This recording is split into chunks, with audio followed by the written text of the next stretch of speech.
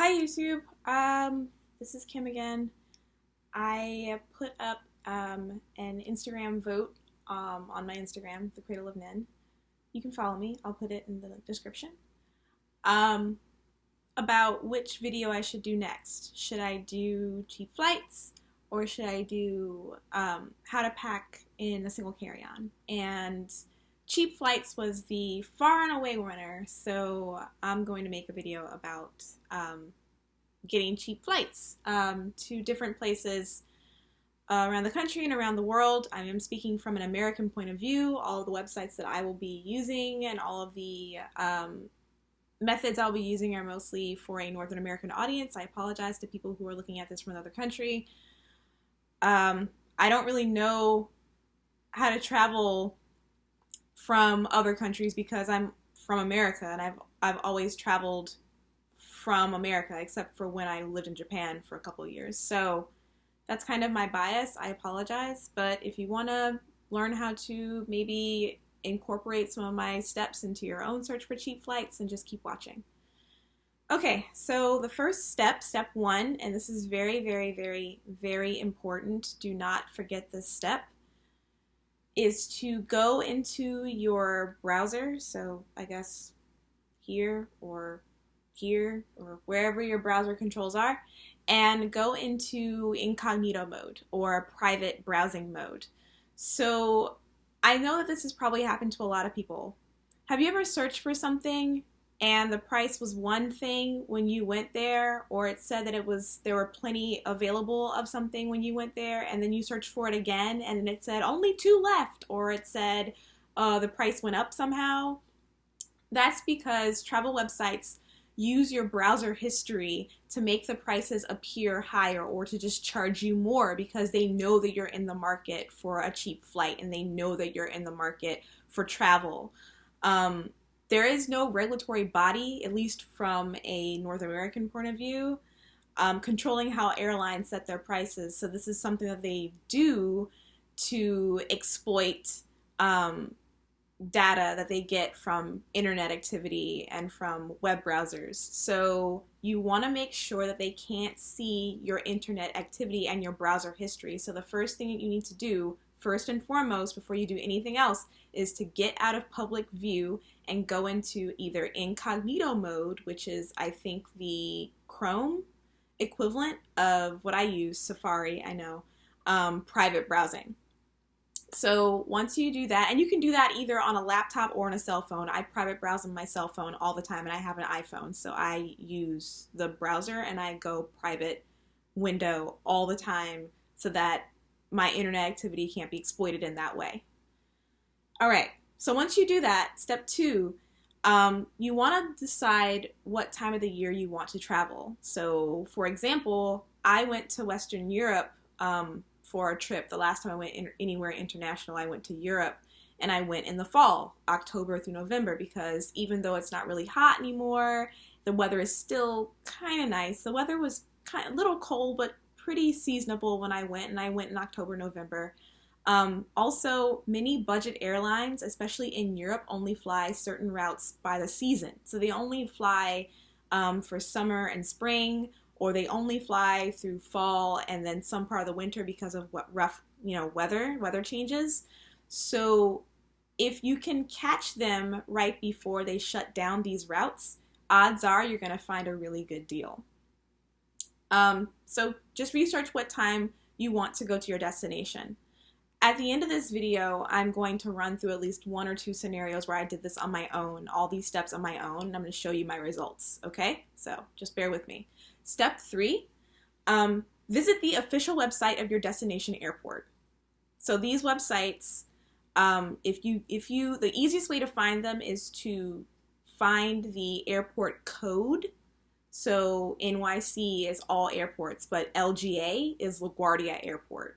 And JFK is obviously John F. Kennedy Airport for New York, for example. I'm in Raleigh, so my airport code is RDU, Raleigh-Durham. So on these websites, most of the time, I'd say 9 times out of 10, they will have a list of their routes and the cities that they fly to, and more importantly, the airlines that serve their terminals.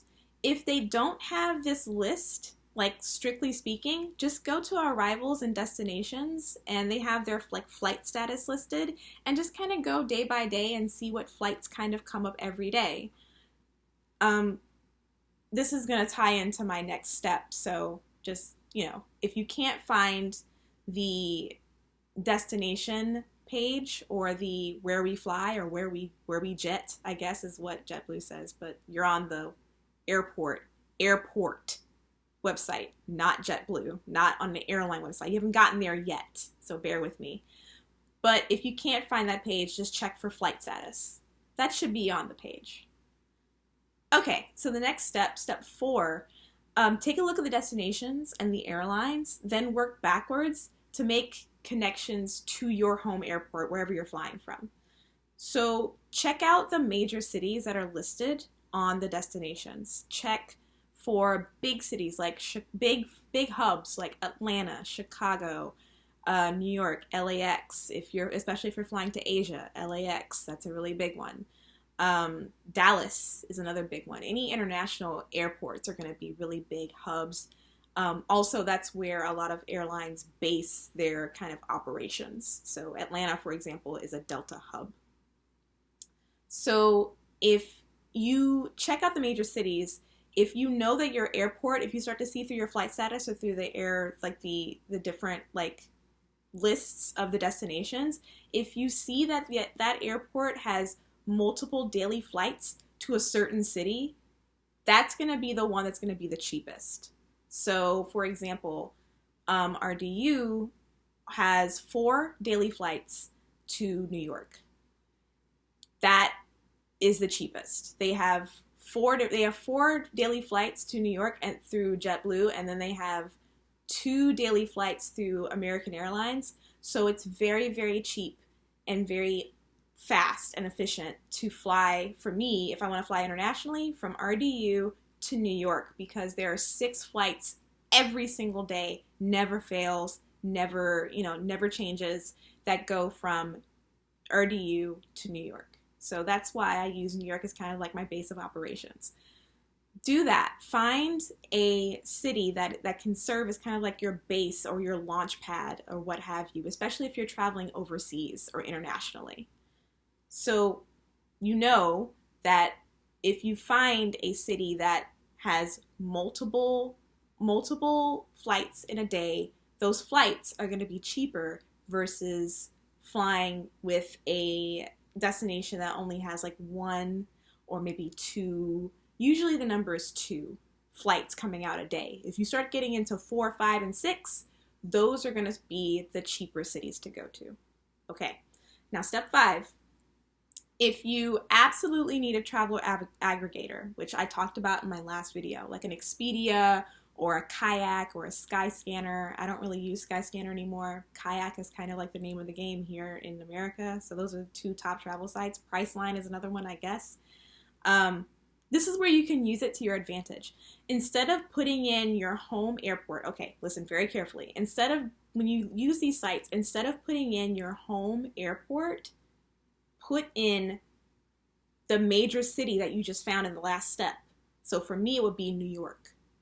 And put that major city in as your origin point, or your point of origin, or where you're starting your journey, and then travel to your final destination.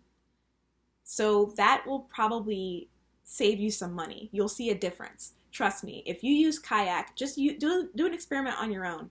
If you come from a very small city or from a major city like RDU, for example, and you try to go to Germany. We have no flights going to Germany. We only have 3 international flights, and they don't go anywhere near Germany. If I put in Kayak RDU to Germany, it's going to cost me an astronomical amount of money. It's going to be thousands of dollars, right?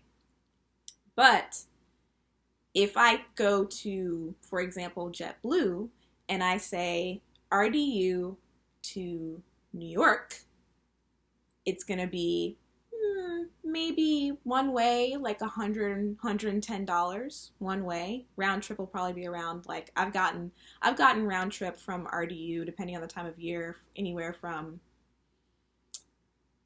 $140 to $160 round trip, which is really good. And then I travel from New York to wherever I want to go, because New York is obviously a major city. They fly daily flights to places all over the world. So there are a lot of different options, and those are going to be more affordable. So I'm going to run through an example. I'm not going to use an actual example I thought about talking about my previous travels, but I'm actually going to do a brand new search for you. So I'm going to run through this really quick. So for this experiment, I picked 2 cities, one domestic and one international, that we don't fly to. As far as like Raleigh, where I am right now, they don't have any flights directly. The one city that I thought was kind of interesting that I would think about going to, that doesn't have any direct routes from Raleigh, is Albuquerque, New Mexico.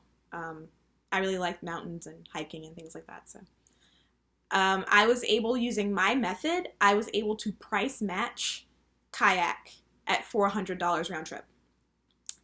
Instead of American Airlines, I used Delta. The hacker fare that they had was slightly lower, and that used American Airlines, the budget airline, Frontier. But I'll get to that in a second. So sometimes when you try to travel with a travel aggregator like Kayak, they'll give you what's called a hacker fare, which basically is the exact same process that I just laid out for you. It's just that they're doing it for you, which I guess is valuable, but I've done this before. I've flown with hacker fares before, and it wasn't a pleasant experience. They usually have very long layovers. They kind of go waffle back and forth between like mid-tier airlines like, you know, Delta, to like really budget airlines like Allegiant. And the customer service and the experience and the travel, I don't travel really well anyway. I'm not a really good, I get flight anxiety. I don't travel really well anyway. So I want my travel to be as least amount of stress and the least amount of worry and the least amount of change. I want everything to be kind of consistent across the board. And that's the thing about these hacker fares you have to be careful of, is that they have very long layovers, and the type of customer service that you're going to have from one airline is going to be vastly different than another. And you just have to keep that in mind. It's fine if you want to use it, but just buyer beware. For example, I will talk about the second city that I tried to search, and that was Berlin, Germany, because I went to Germany a few years ago and I really had a great time, so I want to go back. Also, Berlin is known to be one of the most friendly LGBT destinations in the world, so I really want to go back because I think that's really cool. So the cheapest price that I got on Kayak was another hacker fare. It was $608 round trip. That is completely from RDU, like, you know, end to end, RDU all the way to Germany. I got it for $608, but it was with 5 stops. So the first leg of the first part of the trip all the way to Berlin had 3 stops with 3 different airlines. And the second one had 2 stops with 2 different airlines. So it was like, I guess 3 or 4 airlines and 5 stops, which, if you've ever traveled internationally, 5 stops is kind of egregious, and it could probably take you the entire day to travel there and back. So you waste an entire day of travel just being on a plane and being all cooped up with other people coughing and not having a great time. I used my method, and the lowest price that I got, and I only did a couple of searches, the lowest price that I got was $646, but only 2 airlines and 2 stops each way. And I did it. I got to Germany without stop. I cut out that extra stop, and I cut the number of airlines down from 3 or 4 to just 2 airlines, and 2 pretty good mid-tier, fairly priced airlines that have a lot of amenities. So pretty good. So that's me just running through my method of how I find cheap flights.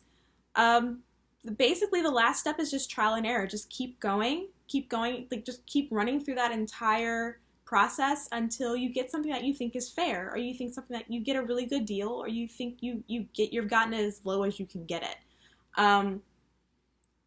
My last advice would be to be flexible. A lot of these, especially budget airlines, have a lot of deals at the last minute.